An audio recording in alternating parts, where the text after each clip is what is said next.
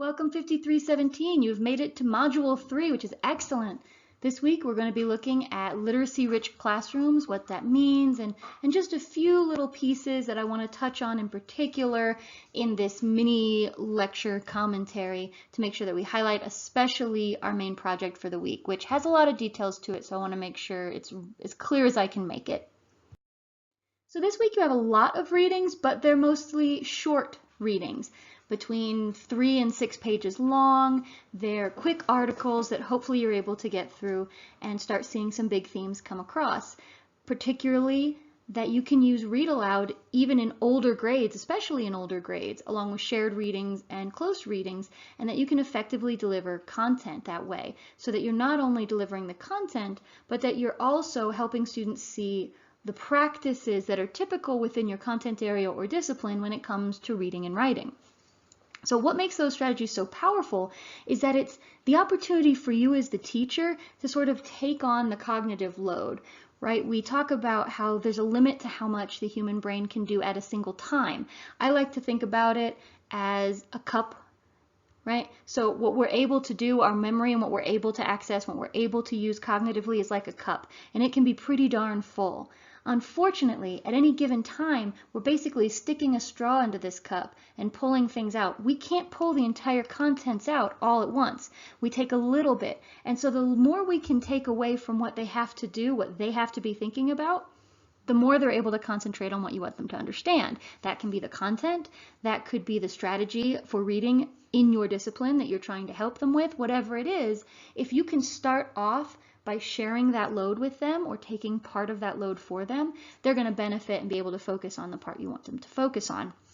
So when we're looking at read alouds, the most important thing is that you're sharing texts that are meaningful. So not just grabbing any random text and reading it aloud, although that can have meaning in some ways. What we're talking about here in particular, especially, is called an interactive read aloud. This is where you have some sort of content and you're taking the cognitive load of doing the actual reading, and hugely important, you're sharing your thinking through Think Aloud, and you're engaging the students interactively by asking them to think aloud with you, asking them questions, and trying to engage them in what you're reading. That's the really big thing. So picture books are a great place to start with this, and there are plenty that are targeted towards older readers and that you can have complex content-focused topics with. The one that comes to mind really clearly right now for some reason is March, which is a graphic novel. It's about Martin Luther King and the march that he went on. Obviously he went on many marches, but it talks about one in specific. It's a really rich history, content area focused text. It's also graphic in nature and very easy to read with students.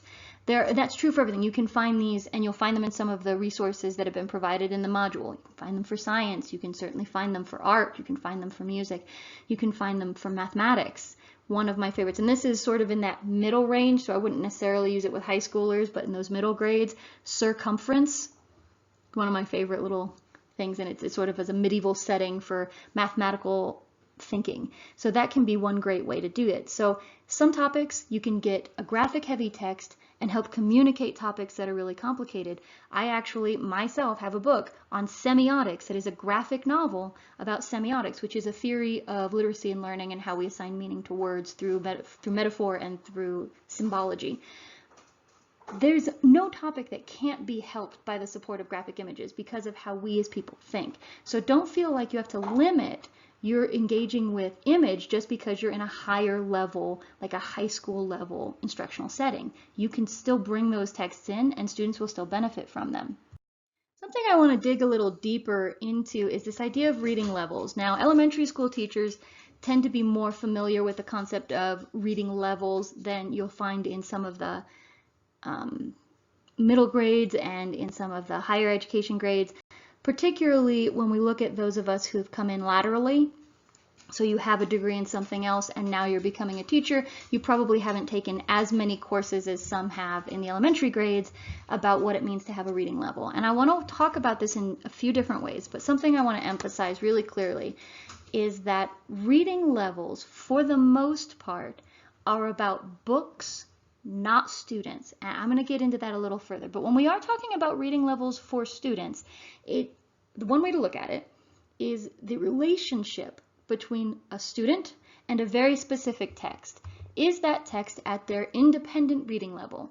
Are they able to read that book without assistance? This is really key, and it can surprise some people, or at least it surprised some folks that I've talked to about it outside of the educational field. We consider an independent text something that you can read with 98% oral accuracy. That is independent reading level. If you are tripping up on every 10th word, if you read a page and there are 5 or 6 words that you don't know, you have not hit that 98% oral reading accuracy, and that is not at your independent level. And you are going to be missing out on meaning, and you're going to be missing out on a lot of comprehension because of that. As a student, they need your help in finding what we call the independent levels and then the instructional level. This is a very narrow field. When we're talking about educational theory, we're looking for texts that lie in the zone of proximal development. So this is that space where they can't handle it on their own, but with just a little bit of help from you or another knowledgeable other person, they can do it. When we're looking at trying to judge this by oral accuracy, we're looking at 90 to 97% oral accuracy. Why do we judge this by oral accuracy? Is that the best way to judge this? Possibly not. However, it is the way that we can consistently judge it across classrooms, across instances. We can listen to a student reading a text and we can say, are they able to read this fluidly? Are they able to accurately decode the text that's in front of them? That's the best gauge we have for if they're struggling with a text or if they're not struggling. It's not a perfect gauge. Plenty of students can orally decode something and have no idea what it says, but it's a good step. It's a good first step to start figuring out, can students be successful reading this? Anything under that is what we call the frustration level. Unable to adequately read and comprehend the text on their own or with support from you, because it's just going to be too difficult to keep in mind what's happening because there's so many words that they're not comfortable reading. And we want to avoid that at all costs. Now notice, this is not about a student having a level. A student isn't a frustrational level student. It's the relationship they have with a single text. They could read one text and it would be a frustration level text. They could switch to a different text. That could be instructional or independent. Now we're going to go on to what we're talking about with leveled reader text. These are some of the systems you guys might have heard of or be familiar with. Leveled readers and text sets. We're talking here about systems of leveling that have been developed by a variety of different companies, something like Fountas and Pinnell or Lexile or DRA. There's a lot of different ones. And these are some of the things that they take into account. The length of a text, the vocabulary that's used, the structure of the text, the complexity of the sentences within that structure. What is the purpose of the illustrations? How many of them are there? Are they supporting the text? Are they giving information separate from the text that then has to be integrated together? How is the text laid out? How big is the text? What sort of topics is the text about? What are the themes? What are the big ideas? What's the overall purpose? And how difficult is that purpose to understand for students? And then what kind of features are being used? Is there figurative language or flashbacks or dialogue? And then where does that set on the text complexity? Now here's the tough thing about these leveling systems. I can tell you that when you go to these websites for these Fountas and Pinnell, for Lexile, for these types of systems that you might see for Easy Reader, AR, all those things, you're going to see them describe in some general terms how their leveling system determines level. What kind of factors they're looking at. Here's what you won't know. How they determine how a text rates on those factors, what weight they give what factors, and in general, you'll be unable to recreate their scores for yourself with any piece of text. It's opaque. You don't know what's going on behind the scenes. And this is why that's troubling for me and why I think levels are a good place to start, but not a place to stop thinking about whether a text is appropriate for your students. I can read a text that is incredibly complicated in its structure, in its dynamics, in its vocabulary, but if the student is incredibly knowledgeable about the theme, we talked about vocabulary and background knowledge being key pieces about whether students are going to be successful readers. And if they have those things, the complexity of the text, which could be the determining factor for where it's falling on one of these leveling systems, I will miss an opportunity to match student with text. If they have a lot of knowledge about a topic, usually students can approach much more complicated texts, and the converse is true as well. The text could seem really simplistic on its level, but if the topic and theme is really unfamiliar for students or really difficult for students to comprehend, you're going to have that same disconnect. And that's just two examples of how complicated it can be to match readers with text, and why, although the leveling systems are helpful, and I certainly promote their use, I think it has to be in the auspices of a really well thought out plan that the teacher creates that doesn't just include the leveling, that a teacher checks in on, communicates with students, learns about their students, about their needs, about their abilities. It typically has to be done flexibly, so that you're not just saying, okay, you're an N or you're a 375 until you test out of it in some arbitrary way, and those are the only texts you can have and the only text you'll access.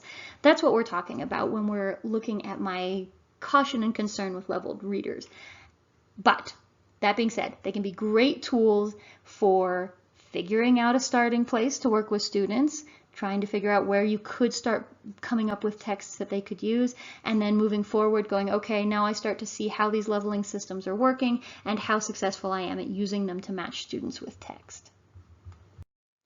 So if you're unfamiliar with it, this is what one of the reading level conversion charts looks like. And the biggest point here I just want to make is that what you can do here is, if you're looking at texts and your school uses one leveling system, your text isn't leveled in that system, you can get a general idea of how they compare. Again, remember, these systems are kind of opaque, so it can be a little hard to tell how these measure up against each other entirely, but these are a good starting point again. So, in general, a 375 Lexile is going to put you somewhere around the K. But this is really critical, because we say that these are both K texts, and yet the Lexile scores are different, or even more so when we look at something like N. N runs from the 500 to the 550 Lexile level. So we start to see that there's a lot of incongruities. What we'll also find is that sometimes when both systems have leveled the same text, they won't actually agree with this conversion chart or another conversion chart. So great place to start, always with a grain of salt, always being willing to adjust once you've read the text, knowing your students, etc. So the Frye readability graph is a very quick and easy way for you to take any text that you could come across, and decide in a very vague and non-specific way, but at least a gauge of some kind, how easy it is to read. It's pretty simple, and this graph is all you need to be able to do it. You take 100 words, consecutive words in the text, and you say, okay, how many sentences are being made out of this 100 words? Is it 6.5? Is it 2? And then you also look at the number of syllables per that same set of 100 words. And how does this work? Well, if you have really long sentences with really high syllable counts, then you're probably looking at really complex texts. If you have really short sentences, then you probably are looking at less complex texts. And that's the simplicity of it. Okay, I read those 100 words, and there's 132 syllables in 10 sentences. So there are a lot of sentences, and there are a decent number of syllables contained within those sentences. I'm looking at a third grade text. Or I can read that text and I could say, well, there's 152 syllables in just 4 sentences. Those are some long, complicated sentences. This is not a perfect system, but it is quick and easy, and it's something you can do yourself. So if you're looking for a text outside of the leveled reader sets, and you're trying to say, okay, this is great and I want to use this, but I have no idea whether my kids can handle this sort of text, this isn't going to hit it perfectly, but at least it's something that you can do so that if it's way off, you know, maybe not the best text for my kids. So next, make sure that you read through chapter 4 in the main course text, and that you take a look at all 7 articles listed in the commentary. They're not that long. Take them one at a time, piece by piece. You should be able to get through all of them. Then take a look at the examples and other resources. I try to provide examples. Remember, examples, not exemplars. So these are examples of student work to give you an idea of what I'm looking for, but I'm not saying that these are 100% perfect. If you did the exact same thing, you would get 100% on your grade. They're just student work that you can take a look at that isn't too far off the mark. Once you've done that, participate in the discussion board. Give me some feedback through that midpoint survey. This is just an easy way to sort of check something off of a box as far as getting a really quick, easy, good grade onto the books, while also giving me some really valuable feedback on how the course is going and possibly how I could improve it. Work on your resource set project. Now, I give you these in an order, but I'm not saying necessarily, other than make sure you read all the material first, that you shouldn't go and take a look at these before you're finished with everything else. Look at that resource set project. I'm going to go into some details about what you need to be doing for it, but make sure you understand what's expected of you, and if you have questions, contact me. And then, of course, take the quiz. So as usual with the discussion board, make sure that you are responding to the prompt in its entirety. Make sure that you get an initial post in by that June 3rd date, and that then you're responding across the remaining days to your classmates. Don't wait until 11 p.m. on the 5th to respond for the first time. That will not be considered excellent work. The reason behind that, again, if you're not responding in time for other people to read what you've said and respond back, then we're not really having an exchange of ideas and a conversation, which is our goal. So you select a read aloud. Remember, novels and textbooks are not appropriate for this assignment. Yes, they can be used as read aloud, and yes, they can be used in certain circumstances in similar ways, but not our goal for today, not our goal for this week, for this particular thing. Select something outside of those traditional texts and sort of expand how you're thinking about reading aloud in your classroom with your students. And always refer to, cite our course materials in the initial post and in your responses. I'm seeing a lot of you doing that, and I'm so delighted, and I'm glad, because it really enriches the conversation that we're having and really keeps it focused on our content and on growing the understanding that we have about the ideas that are being presented. So make sure that you're focusing on those issues more than enjoyment. Enjoyment is important, certainly express it, but liking personally a text is not the primary goal of what we're looking at when we're defending why we bring a text into the classroom or don't. We're looking at those instructional purposes, those instructional reasons behind bringing text into the classroom. Okay, our resource project. This is a big project in that it requires you to do a lot of deep thinking, and honestly my favorite. I really enjoy seeing what people come up with, seeing how you guys think about this, and what you're able to connect throughout all of our course readings and all of the ideas that you've had in previous courses and your experiences in the classroom. But because it does have a lot of moving parts, I want to make sure my expectations are really clear. So I'm just going to go through sort of each piece of that resource set so that you have an idea of what I'm looking for. First thing I'll ask you to do for each of the 3 texts is give me a description. Tell me what it's about. Give me information about how the text presents information.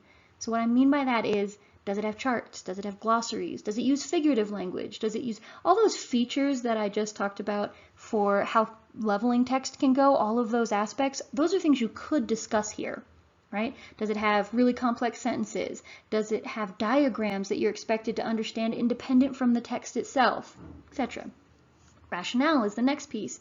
And when I ask why you choose it, not students will enjoy it or students will connect with it. What I want to know is, what's the purpose of the text instructionally? How does it help your students understand content? Refer to course materials in this section. How do you know that choosing this type of text will match your students' instructional needs?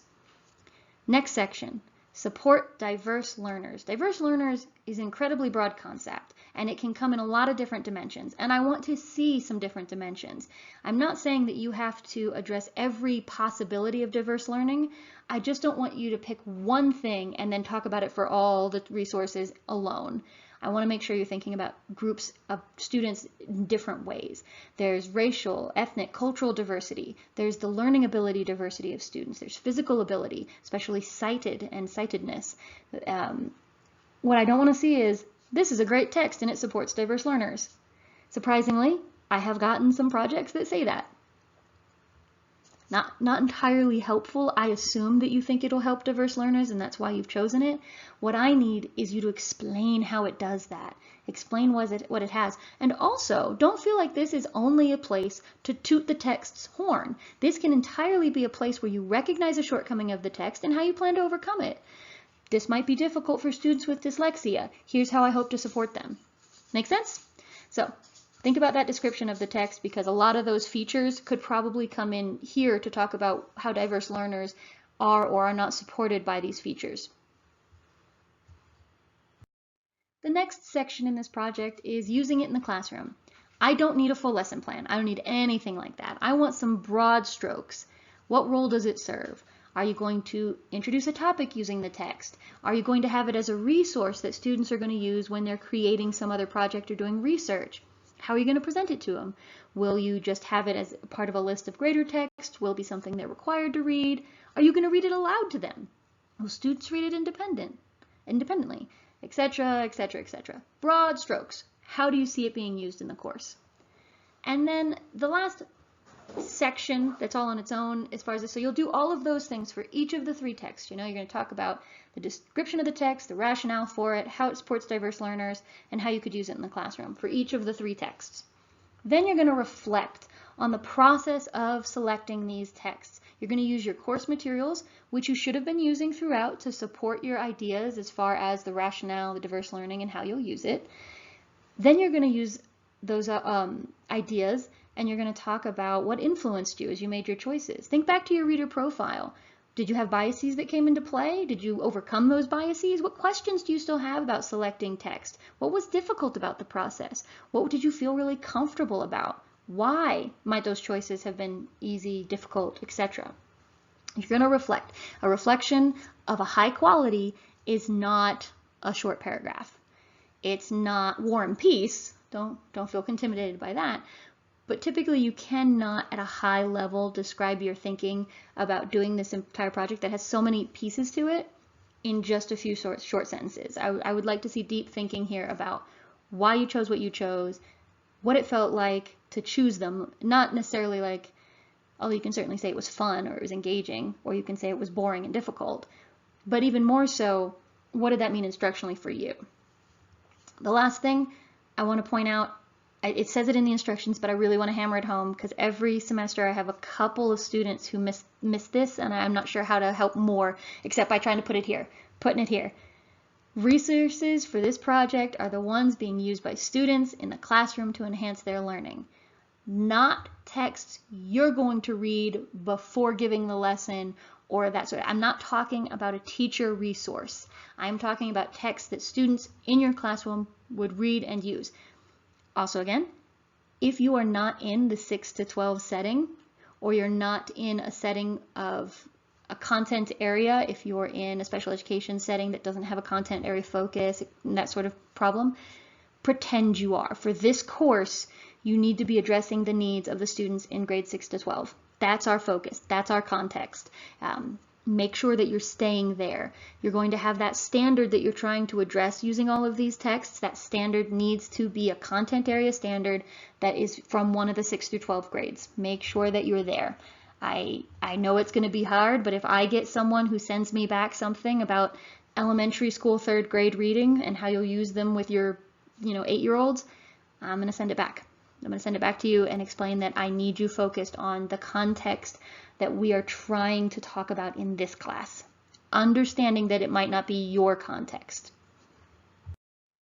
All right, so remember, reading, SPED, elementary, those aren't content areas. Make sure that you're focusing on a content area. And I don't want to see textbooks as part of the resource sets. The goal here is to gather materials you could use to address a content standard, not to have the textbook that you have every day in the classroom that's been provided by your district and say, yeah, I'm going to have them read this. Not my goal here. Not what I'm looking for. I want to see you finding text. Even at higher grade levels, picture books can be valuable for students, but if you don't feel that's appropriate for you, if you don't feel comfortable with that, make sure you're still finding something that's graphic and is focused on image. That could be photographs, that could be artwork. It doesn't necessarily have to be a picture book, although that's a great way to go, and I can certainly give recommendations if people are struggling. to find things that match for them. And there are tons of resources out there that can help you with that. It might be that you feel more comfortable with photographs and artwork. When you do that, however, just make sure that you're addressing the role it's going to serve, where the text comes from, why it's going to be helpful for students, diverse learners, all of those same things. Now, digital texts differ from traditional text to varying degrees. So try to find a text for that requirement. So you're supposed to have a graphic focused one, something that is, a nonfiction informational text, and a digital text. Feel free to try and get more than just a traditional article that happens to be hosted on a website. Think about the features that digital texts have that traditional texts don't, and things that you can't have on a printed page. Hyperlinks, videos, drill down menus, any kind of embedded media really, and then how that changes the reading experience for students. So and I said it before, I'll say it again, make sure you're referring to course materials. I definitely want to hear your thoughts, but I want to hear your thoughts through the lens of, hey, I've read about this, now I'm trying to use these ideas, and here's what I think about that. So that our course materials still have to play a part in what you're talking about. Okay. Have a great week, guys. Hopefully everything goes great. If you have any struggles, any confusions about content or assignment expectations, please reach out to me. If you have struggles or problems with technology, please reach out to the help desk. I can't necessarily help you with Canvas issues if it's like this button isn't working the way I think it should. That's not me. I'm happy to help with content, and they are happy to help with that, and they're really good at it. Don't struggle with something for hours when you could just ask the help desk and they can get you sorted in 15 minutes. That's what they're there for. Help them keep their jobs. Give them things to do. Contact them. There's a little button when you're in Canvas on the main side menu at the very bottom. It says Canvas Help. Click on that. Use it. Don't hesitate. Don't be embarrassed to ask for help. I do it all the time when I encounter something in course creation, or if something's happening that I don't expect, I reach out. A lot of times that's how problems are identified and corrected for everyone. So please, please, please make sure you're doing that and not letting yourselves get frustrated over a tech issue. You shouldn't be having to do that. That's why we have these resources. Please use them. All right, guys, have a great week.